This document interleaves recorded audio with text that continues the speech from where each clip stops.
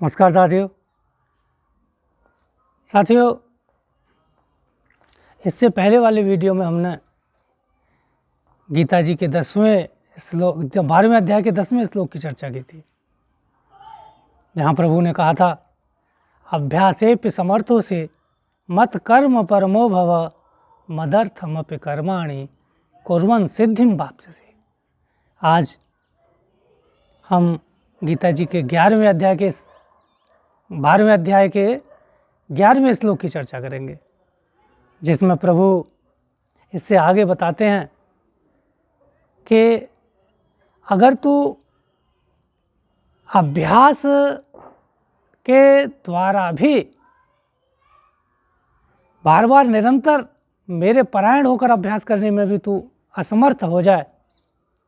तो फिर अथैतदप्यशक्तोषि कर्तुं मध्योगमाश्रिता सर्वकर्म फलत्यागं ततः कुरु यतात्मवान्। यह भी न हो जब आसरा मेरा लिए कर योग ही कर चित्त संयम कर्म फल के त्याग सारे भोग ही। प्रभु का कहना है कि अथैत दप्य शक्तों से कर तुम मध्योगमाश्रिता। यहाँ मध्योगमाश्रिता पद का संबंध अथैत दप्य शक्तों से है, क्योंकि प्रभु बताते हैं कि कर्मों के फल का त्याग अर्थात संपूर्ण कर्मों को मेरे परायण होकर यदि करने में तू असमर्थ हो, उसमें तुझे संशय हो, वो तू न कर सके, तो फिर सर्व कर्म फल त्यागम, सभी कर्मों के फल का त्याग कर तथा कुरु यतात्मान, और अपनी मन इंद्रियों अर्थात अपने आप पर पूरी तरह से संयम रख, क्योंकि जब तक संयम नहीं होगा तब तक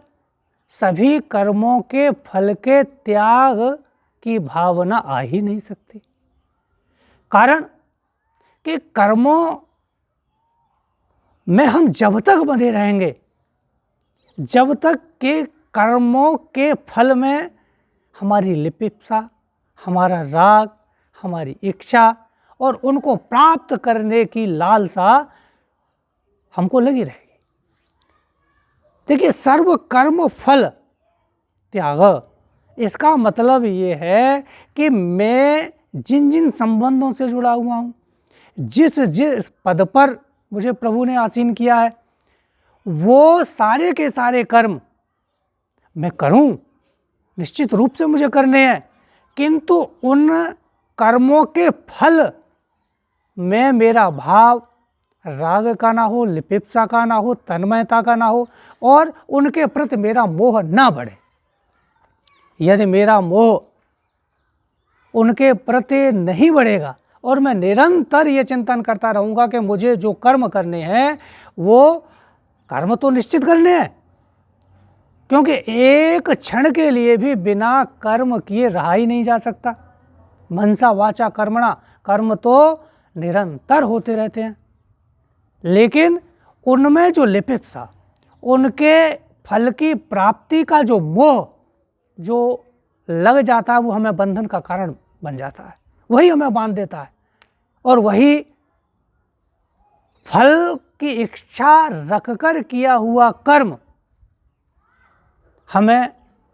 पाप और पुण्य की ओर ले जाता है, बंधन युक्त कर देता है। और अगर हम फल की इच्छा नहीं रखेंगे, निरंतर अपने प्रभु का स्मरण करते रहेंगे और उनके स्मरण करते करते कर्म तो करने हैं, लेकिन उनके फल से मुझे कोई लेना देना नहीं है। कर्म मुझे प्रभु की प्रसन्नता के लिए ही करने हैं, लेकिन उनके फल में बिल्कुल भी लिप्त नहीं होना है, उनके फल की चाह बिल्कुल नहीं रखनी है, तो फिर निश्चित रूप से मेरा कल्याण होगा, मैं बंधन से मुक्त हो जाऊंगा और मैं आत्म तत्व के दर्शन कर पाऊंगा, आत्म साक्षात्कार मुझे मिल पाएगा। साथियों, कैसी विलक्षण बात है कि भगवान ने यहाँ इतना सुंदर सूत्र दे दिया, इतना सरल सूत्र दे दिया, बस समझने वाली बात है कि कर्म करना मेरे अधिकार में है, लेकिन फल मुझे मिलेगा या नहीं मिलेगा ये मेरे हाथ में ही नहीं है। और भगवान उसी के त्याग की बात कह रहे हैं, उसी में लिप्त या मोह नहीं रखना है, ये बात समझाना चाहते हैं कि जो तेरे हाथ में है ही नहीं, जो मेरे हाथ में है ही नहीं, अर्थात व्यक्ति के हाथ में, जीव के हाथ में कर्म करना तो है, लेकिन कर्म का फल प्रभु के हाथ में है। और जो मेरे हाथ में ही नहीं है उसको त्यागने की इच्छा कह रहे हैं, उसको त्यागने की बात कह रहे हैं, तो आसानी के साथ में थोड़े अभ्यास के बाद हम इसको त्याग सकते हैं। निरंतर अभ्यास यदि हमारा बना रहे तो ये एक दिन निश्चित रूप से सुलभ हो जाएगा कि मेरे द्वारा जो किए जा रहे कर्म हैं उनमें जो मेरा मोह, राग, ममत्व, संबंधों के प्रति आकर्षण जो बढ़ जाता है वो फिर सब भगवान की प्रसन्नता के लिए हो जाएंगे। उनमें ठीक करें तो, अच्छा हो तो, बुरा हो तो, प्रभु की प्रेरणा के अनुसार जब कार्य होगा तो निश्चित रूप से मैं बंधनों से मुक्त हो जाऊंगा। श्री राधे राधे।